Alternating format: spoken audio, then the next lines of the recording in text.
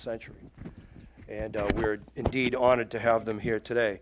If you look around about the 10th page of your program, the bios are there, but in the interest of time, I want to really just hit a couple of the key highlights in introducing each of these distinguished gentlemen.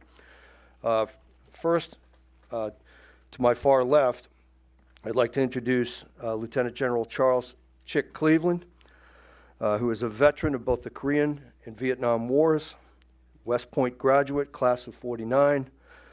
In March of 1952, transferred to the Korean Theater, where he flew F-86s as a flight commander with the 334th Fighter Interceptor Wing out of Kimpo Air Base.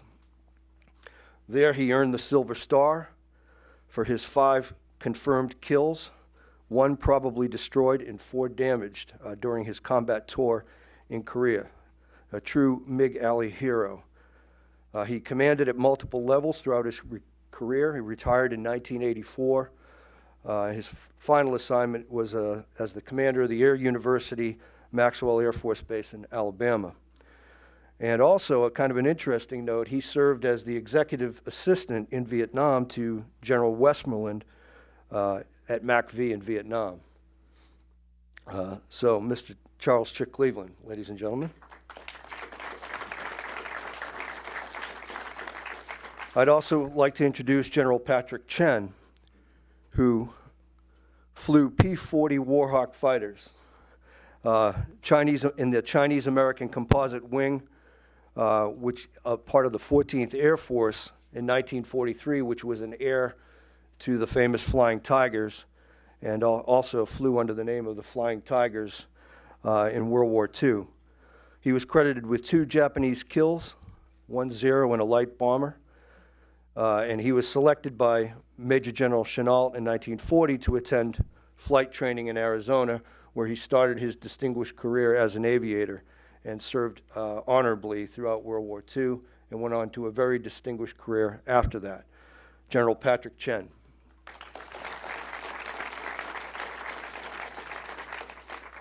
Next, I'd like to introduce Colonel Clarence Bud Anderson, World War II triple ace, credited with 16 1/4 aerial victories in his P-51 Mustang against the Luftwaffe in Europe.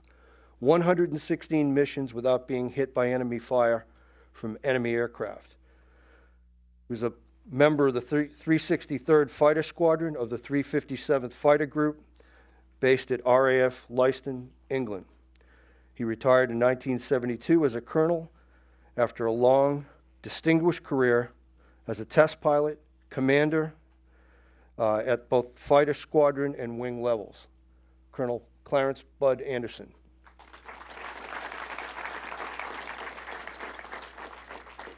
And last but not least, Lieutenant Colonel Dick Cole.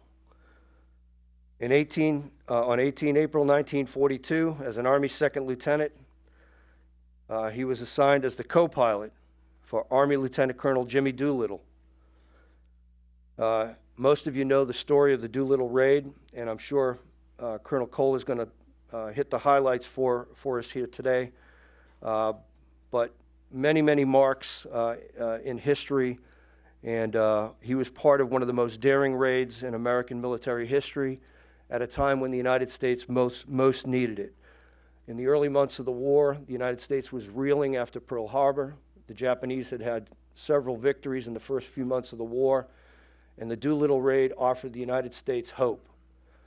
Colonel Cole was an integral part of that, and I think he would even say probably a little bit humble to be part of that incredible mission. As most of you know, the Doolittle raid was launched from the USS Hornet, prematurely I might add, because they were detected by the enemy. They flew over mainland Japan, hit their targets, and went on to, many of them ditched their aircraft because they didn't have enough fuel to make it to landing fields. Colonel Cole, none of this would have been possible, and I'm sure Colonel Cole will tell you, if it wasn't for the skill and heroism of all of the participants, all of the raiders.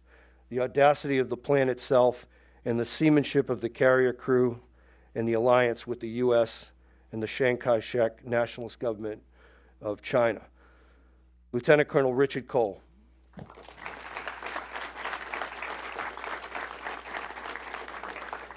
So I'd like to begin with Colonel Cole. Sir, if you could just tell us your story, and I know we're limited by time, but really I think what most people want to know is the preparation that went into the Doolittle raid, the actual execution of the raid, and the subsequent events following the raid itself, and its impact on American history. And I'll turn that over to you, sir.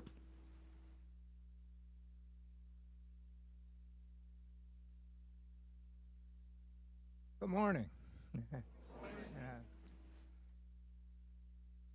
To start off with, the 17th Bomb Group.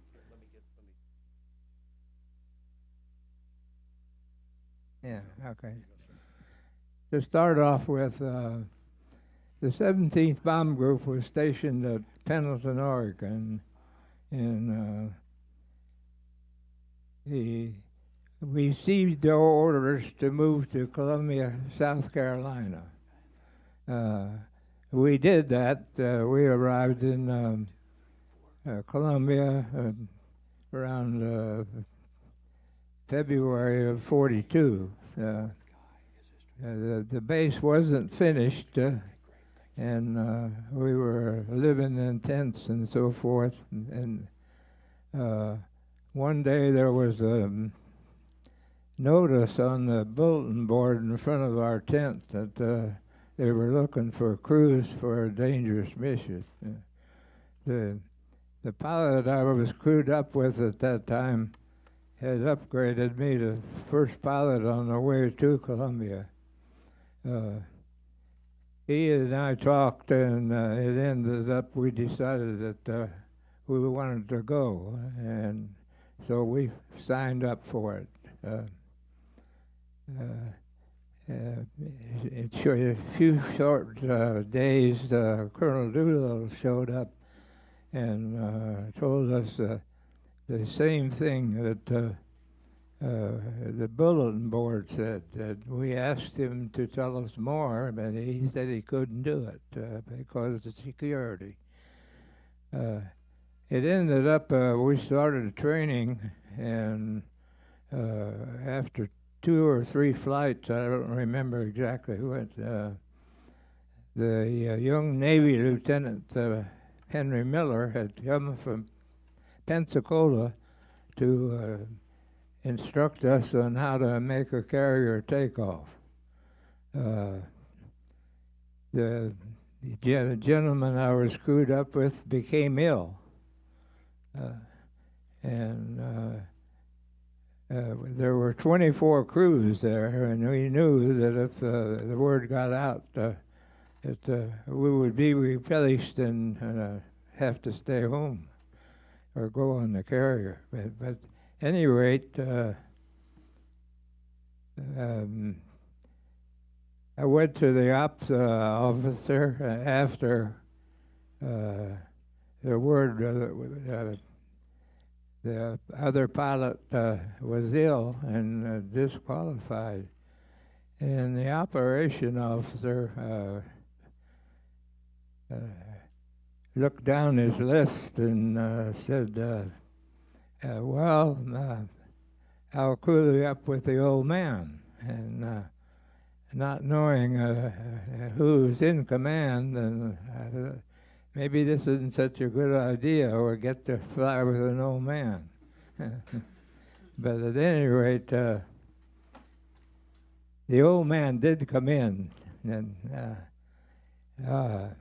all he did was take the seat of the gentleman that became ill. And in about 45 minutes, we were in the air on our way to South Florida. And the next 3 days, we were at Bowling Field and Wright-Patterson and Fort Wayne, Indiana. the stamina that Colonel Doolittle had was terrific. Nothing seemed to get in his way. After we returned back to Egland Field. He qualified at the carrier takeoff, and we went through a lot of training of flying at night from to Houston, to Miami, and so forth, and to give the navigators a little bit of exercise in night navigation. And it ended up where we ended up about 45 days of training. When I don't know where the telegram came from, but they received a telegram to tell Jimmy to get on his horse. So at that time we packed up and flew low level across the country, ending up at Alameda.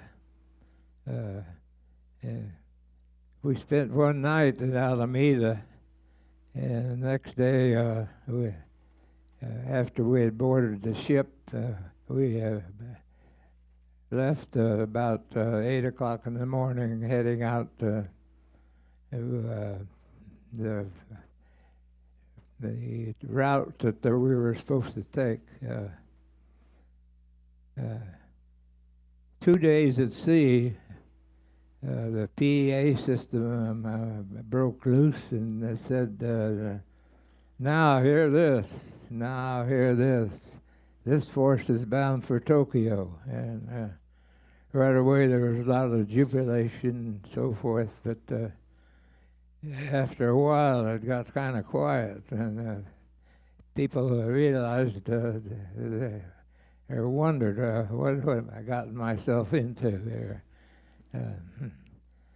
Colonel Cole. Anyway, going across the Great Circle route toward Japan. Colonel Cole, I was wondering if you could tell us on the day when the 18th of April, 1942 began. You actually had to launch from the Hornet early. What kind of precipitated that? What caused you to have to launch the mission early? I'm sorry. What caused you to have to launch the mission early on the 18th? On the night of the 18th or the 17th, the task force picked up by surface radar, picked up a Japanese fishing boat that had a long-range radio in it. And that one was avoided, but shortly after that we ran into one that we couldn't avoid. And at that time, Admiral Misher decided that it was time for us to launch. And that time, it was 8 o'clock in the morning, and put us over Tokyo at high noon, shortly after the Japanese had a mock air raid. We approached, and at that time we were about 650 miles short of the Japanese coast. At any rate, we proceeded on the flight, and when we arrived over the coast of Japan, it was a bright sunny day like it was yesterday here, and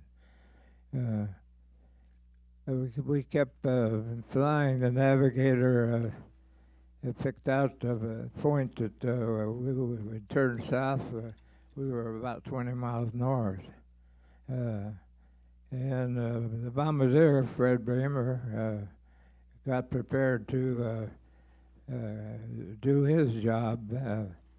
Our target was northwest Tokyo, the bombardier's dream, because we had incendiary bombs, and he didn't have to have an inertial point or anything. He could have dropped them anywhere. And the reason for that was we were to light up Tokyo when the initial plan called for us to be over Tokyo in the dark. We were about 9 hours earlier, and but at any rate, he picked out this point that the Navy had given him as part of the training that we had on the carrier. And it was about 12:20 on the morning of the 18th that he bombed the Tokyo. We initially went back down to low altitude and flew out about 75 miles and on a south heading, and not wanting the Japanese to know we were turning toward China. We kept going on and so forth, and out on the China Sea, Hank Potter, the navigator, passed up a note that we were going to end up about 180 miles short of the Chinese coast. But things were happening we didn't know about. There was a big warm front over China had formed, and it created a what they called a kamikaze wind, which blows from east to west. And we ended up having a tailwind of about 30 knots or so. And when we came to the navigator's estimate on our fuel, we still had fuel, and so we kept flying. Pretty soon the water began to change color with a tanning color, and we figured that that was land, and that we had a tailwind. We arrived over China at about 7:30, 8 o'clock, and immediately had to go on the instruments because it was socked into clear to the ground, and we had no way of making an approach to the airfield at Chusen. One other thing that happened was that the aircraft carrying the portable Homer crashed on the way there, and lost all aboard, including the Homer. We didn't really know what we were going to do, but Colonel Doolittle explained it on an interphone, and he chose to just keep flying until our fuel was gone, which we did, and we all bailed out successfully, and no one was hurt. The only casualty was me. I pulled the ripcord on my parachute so hard I gave myself a black eye. Thanks, Colonel Cole. Thank you, sir. Thank you very much. I think what Colonel Cole also humbly left out was the fact that because they had to launch early when they were detected by the Japanese, it almost virtually guaranteed that they were not going to make their airfields. They were very fortunate to get the tailwind that they got, or else they probably would have all had to ditch in the ocean. And so that just adds another degree of difficulty to an already very, very difficult mission. Thank you, sir. And now I'd like to turn to the other side of the world, to the European theater. Colonel Anderson, if you could just talk to us a little bit about what it was like flying out of the squadron out of England in those days of the war, and some of the challenges that you and your fellow aviators had to deal with over Europe. Okay. I'd like to tell you a little air power story.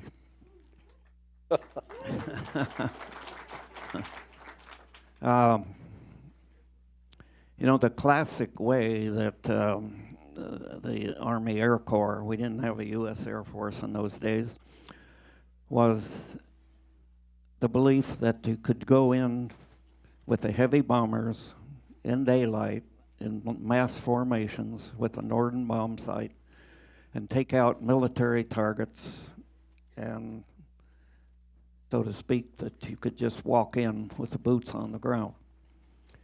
Well, it didn't work that way when we got over to Europe. The 8th Air Force was run, that was the strategic bombing Air Force, one of the 17 Air Forces that we had in the war. And it was run by bomber pilots, and they told us, they gave us our escort, well, to start out, when we first got over there, we had fighters over there, P-47s and P-38s, but they couldn't go where the bombers wanted to go, everywhere. And so they would follow them as far as they could go, turn around, go back. And the Germans weren't stupid. They waited till the escort left, and then they had at them. And in the late part of 1943, strategic bombing was looking like it wasn't going to work. Too much losses. The British told us that, but we're Americans, we're going to do it our way. And because we wanted to do it in daylight and use the Norden bomb site.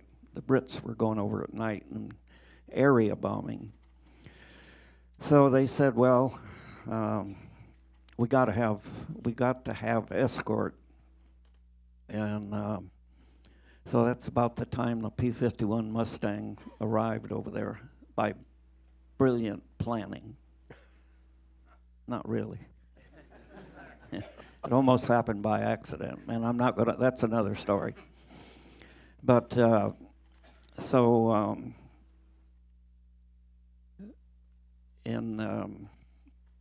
they gave us our instructions. They said, we want you to be close to us. We want to see you. We want you around us. And that really wasn't the way to do it. They said, when the enemy comes in, you drive them away and come back. And you could follow them to 18,000 feet. If you hadn't shot them down, you had to come right back up, break off the attack, and come back up and be an umbrella around the bombers. Now, we had to defeat the Luftwaffe before the invasion of Europe could start. And thank goodness we had two things I think were significant. General Doolittle, we've just been introduced to him, and I don't think he has to be introduced at all, took over the 8th Air Force. And he had a little bit different philosophy about warfare. And he had a little bit more flexibility. More crews were coming in and things like that. So if you read his book, he went down to the 8th Fighter Command and walked in there, and there was a sign over their door. It said something like, the mission of the 8th Fighter Command is to bring the bombers home safely, something like that. He said, who put that up there? And General Kepner says, I don't know, it was here when I got here. And he said, well, take it down. He said, the mission of the 8th Fighter Command is to destroy the Luftwaffe. And he turned the fighter pilots loose. And I think most historians agree that the spring of 1944, we did break the back of the Luftwaffe. And it was not by going in and bombing the factories and the airfields and the things that the Luftwaffe needed. It was official policy. He said, now you fighter pilots, when you engage the enemy, you take them to the ground and kill them. And it was called pursue and destroy. And I think that's, like I say, most historians agree that that's how we defeated the Luftwaffe. And how did we do it? We killed their most experienced pilots, the core of their Luftwaffe, and allowed the eventual downfall of Germany. Two significant things, General Doolittle and the arrival of the Mustang. The Mustang could go anywhere the B-17s wanted to go. And I'd like to leave that story with you. Thank you, sir.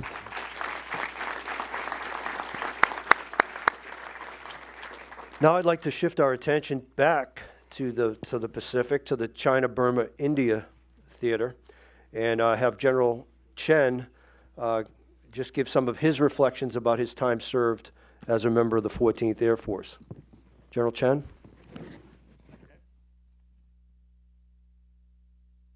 Distinguished guests and my young friend, the moment I just get in, feel like home because of so many uniforms. Let me remember me. This is seems like the military camp, which I was in for 43 years. So I feel warm. They call me Flying Tiger. Yes, the Flying Tiger is a very wonderful name. But I have to say, the word of a Flying Tiger is a noun and also an adjective as well. For the noun is the name of American volunteer group in China. The China Task Force of 10th Forces, 10th Air Force, and the last 14th Air Force in China under General Chennault's command. For the adjective, it's shown, tell you the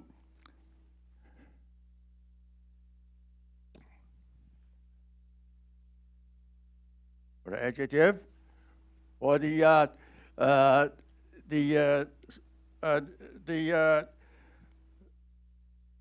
character and attitude and the spirit of General Chennault and his troops, such as brave, intelligent, work hard, strong guts and confidence. And no matter how hard, how difficult the situation and the mission, they always try all the best to complete the mission. I was so proud to be one of the flight leader in that unit. Talk about before talking about the Flying Tigers, I'm going to read few words said by one of the famous British writer named G.K. Chesterton. He said, I had always felt life is a story, and if there is a story, there is a storyteller. Yes, we have a lot of stories about the Flying Tigers because we have many aces and the heroes. So we have a lot of terrors. I am the one of the terror, but I'm not the hero because all the heroes, they've been shot a lot of Japanese. Only shot 2. But I have something to say.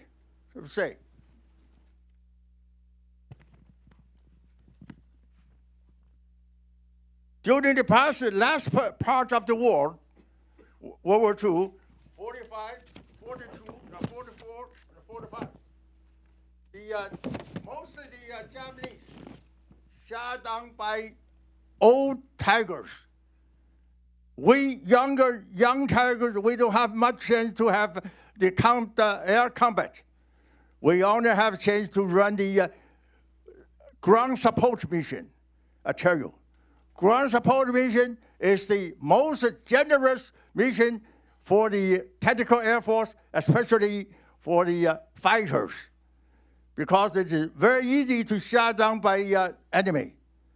So happened to me. Once, I ran a mission about 200 feet, doing a low deck string, the enemy. Suddenly, my engine flame out. My fuel tape shot by ground fire. I have to back out, but it's too low. I have to make force landing, but I'm facing the enemy's area. I have to make a sharp turn and come back to our face, our front. Right before, after my let off, I already on the ground. I jump off and crept to our place. This case, I wonder, and I ask myself, maybe God, that's why me? Of course, God didn't give me an answer, but I know the answer now. The God says, Chen, Patrick, don't worry. Why not you? It's beneficial to you. At least you got the experience. Oh, yes, I got the experience. Within my 6,200 flying hours, I have 6 times force landing. 2 in Lokpur, Phoenix, Arizona. 2 China mainland, 1 P-40, 151. 2 in Taiwan, both Sabre jet, F-86. And the last one was dead stick landing. It's very dangerous, very dangerous. Of course, I have some experience. But Thank you, sir. I have something more. Yes, sir. I just want to make sure we have enough time for questions. So, Oh, okay. yes, sir. Oh, okay. Thank you. Yeah. I just said we have not too much chance to fly the air combat, but we do have sometimes. Once we have 24 aircraft in the UN flight attack Hankou. It's a big airport in central part of China, and 10,000 feet. Somebody here in the radio says, 0, 2 o'clock heaven. Everybody look at it. Oh yes, it's some small spot. It's really enemy now. I thought there's a very good chance to make. Maybe I have a chance to shot one. After 4 rounds for a few minutes, I was so lucky. I catch one in my front. I said, ready to fire. Pull my trigger. Suddenly, both hundreds of bullets with a tracer around me from the back. Oh my God. Is this the end of my life? I make a last ditch and straight drive and run away. And I turn back my head. It's a real surprise. It's not a 0. It's a tiger. It's a tiger. Our own cub, our own friend. I was so mad, very, very mad. I'm not mad not for he almost killed me. I'm mad over he destroyed my chance to renew my record. 3 is the truth. Thank you, So sir.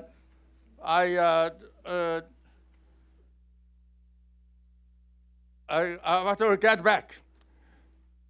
When debriefing, I asked my leader, says, "Sir, squadron commander, sir, may I know who shot me?" Said he doesn't understand what I said. He says he's something else. After a few minutes, I raised my hand again. But before he answered me, my deputy group commander in the corner, he said, "Chen, I thought he maybe know the guy and tell me personally, secretly." And I went to his place, and he said nothing. And bring me to the corner, open the closet, bring a bottle of brandy, give me a glass, fill up about 200 cc's. He says, "Before you drink, I tell you, young man, Chen, forgive is a great honor." Let me drink it. I didn't drink. I just swallowed it. He said that again. He says, "Is that enough?" I said, "Sir, it's quite enough. Enough for my whole life." Forgive is a great honor. He said, "Yes, good, very good, very good." So I pass these words to you, my new brandy. Remember, forgive is a great honor. Thank you, And sir.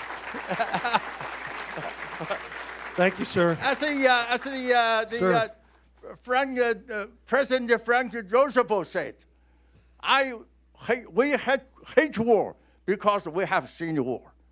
We hate war too because we have seen war.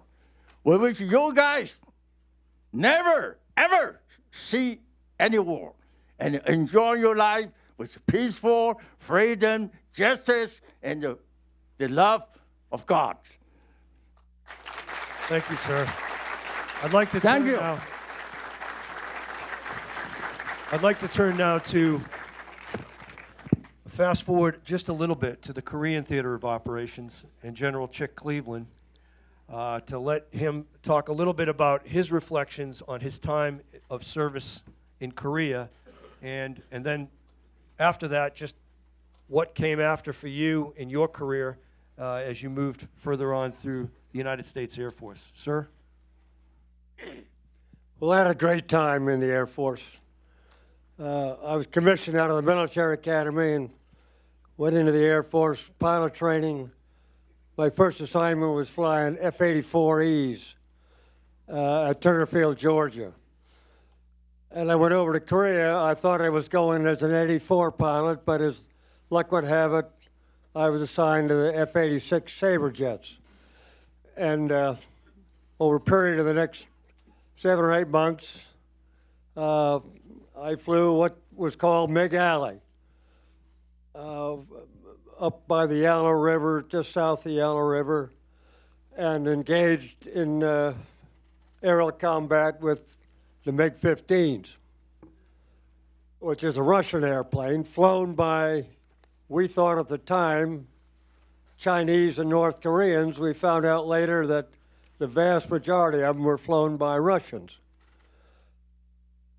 Let me tell you, a couple of years ago, I was at a luncheon at the Air Force Academy, and an Army officer at the far end said, asked me the question in front of all these kids, and he says, you were all fighting up by the Yellow River, which was a couple of 100 miles north of the battle line. What were you doing up there while the soldiers and Marines were getting their butt shot off? And I said, "Sir, have you ever heard of air superiority?" That's what we were involved in. And I'm happy to say that after the first 3 weeks of the war, when the North Korean Air Force was all prop-driven, and they did some damage when the North Koreans invaded South Korea in June of 1950. But in 3 weeks, our Air Force totally destroyed the North Korean Air Force. Our Air Force included F-51s left over from World War II, F-80s, F-84s. And the MiG-15 was introduced to combat by Mr. Stalin, and it was a big surprise to everybody, and they established immediately air superiority over us, the United Nations forces. And we had, back in the States, had 2 wings of F-86s, and they cratered them up right away, sent them over to Korea, uncratered them, and from late 1950, 51, it was a dogfight. But from 51, middle of 51 on, through my tour, when the battle line had stabilized, pretty close along the 38th parallel, which is where the whole thing started. In that time, after the North Korean airplanes, Air Force was destroyed, not a single bullet or rocket was fired or bomb was dropped on any United Nations forces on the peninsula. So the Marines and the Army, they had their hands full with it, then the Chinese, but they didn't have to worry about being attacked from the air because we had established and maintained air superiority. And it was my great honor to be a part of that as a lieutenant.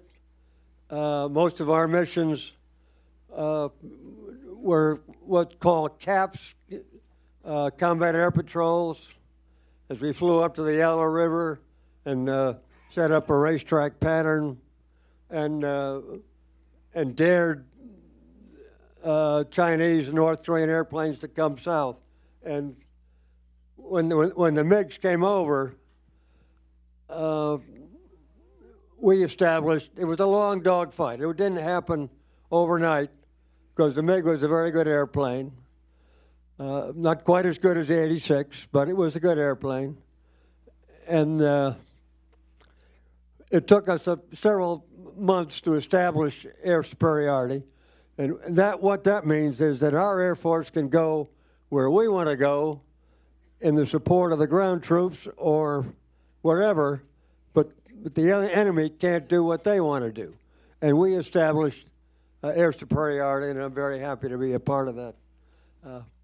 I got a couple of war stories, but I don't want to make you feel, gentlemen, feel old or something, but these were my heroes when I was growing up. No. Dick Cole, I knew Bud Anderson's name when I was in high school. Can you believe that? And it's my great honor to sit here with them. Thank you, Dave. Thanks, General Cleveland. Yeah, he just ratted everybody out. He's the baby of the group at 87. Thank you, sir. Now we just have some time for just a couple of questions. We're running a little bit late, so I'd like to turn it over to the audience and give you an opportunity to ask a question to any of these gentlemen. Microphones are available right over here. Anybody? Come on now. I have a question. There's a piece of history right here. You got 4 gentlemen. That's history, you all. Not a question. I want everyone to join in saying happy birthday to Colonel Cole, who just turned 100.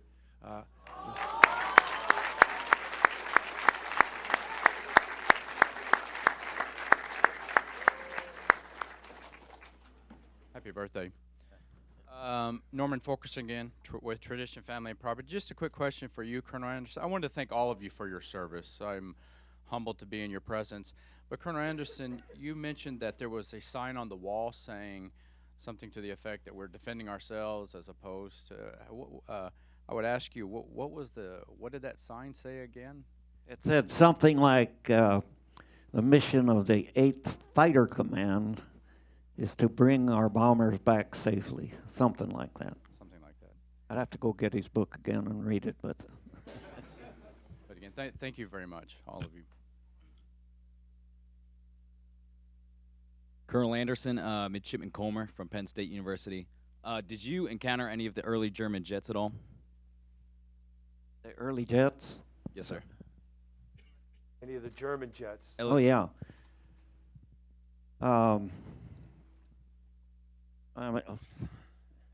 Jeez. I got a million stories. But my 262 story, we shot down 19 of them, by the way, in our fighter group. And if they screwed up, if they tried to dogfight, a Mustang could eat them up, believe it or not. But if they used proper tactics, there wasn't much you could do. And out of those 19, I think about half of them were caught in a traffic pattern. And I'll tell you my 262 story. You know, we were starting to get them, but I followed one time and was going down and looked. I said, I better look around behind me. And I looked around behind me, and here's P-47s, P-38s, and Mustangs, and the whole 8th Air Force was after it, you know. So I said, I'm out of here, you know. And the next time I saw one, he was about 10,000 feet below me, going 90 degrees to my flight path. And I had a flight of 4. And I was well into Germany, and I knew I had enough gas to go wherever we wanted to go and back. And so I said, look, guys, I'm going to get this guy. And when he comes over here, I'm going to push full throttle. And when he's right at the right spot, I'll drop my tanks and roll over on my back.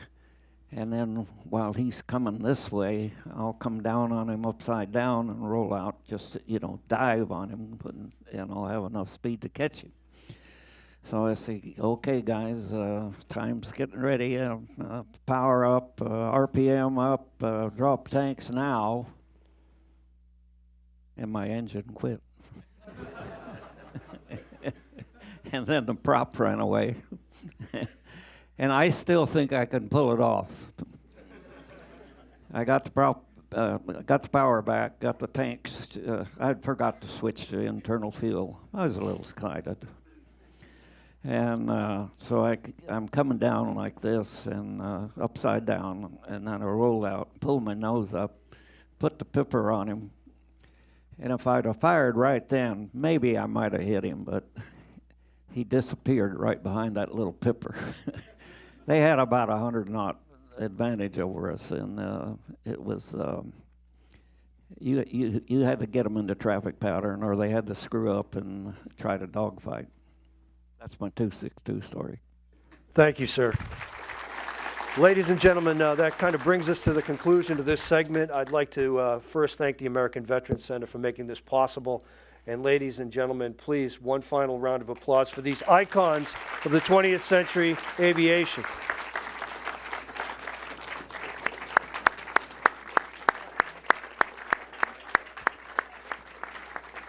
Yeah, please take.